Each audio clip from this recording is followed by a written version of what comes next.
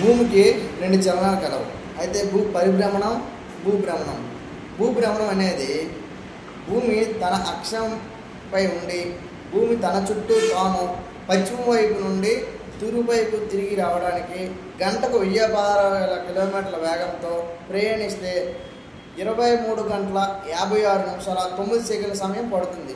ఈ సమయాన్నే భూభ్రమణం అని మనం పిలవడం జరుగుతుంది. అయితే ఈ భూభ్రమణం వల్ల రాత్రి పగలు అనేవి ఏర్పడతాయి. సూర్యుడి కాంతి పడే ప్రదేశంలో చీకటి ఏర్పడుతుంది, సూర్యకాంతి పడే ప్రదేశంలో వెలుగు ఏర్పడుతుంది. వాటినే చీకటి పడే ప్రదేశాన్ని రాత్రి అని, వెలుగుండే ప్రదేశాన్ని తెల్లవారని మనం పిలవడం జరుగుతుంది.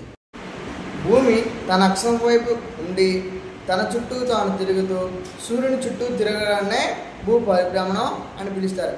అలాగే భూమి సూర్యుని చుట్టూ తిరిగే మార్గాన్నే కక్ష్య అని పిలవడం జరుగుతుంది. అయితే భూమి పరిభ్రమణం చేయడానికి పట్టే కాలం 365 రోజుల సమయం పడుతుంది.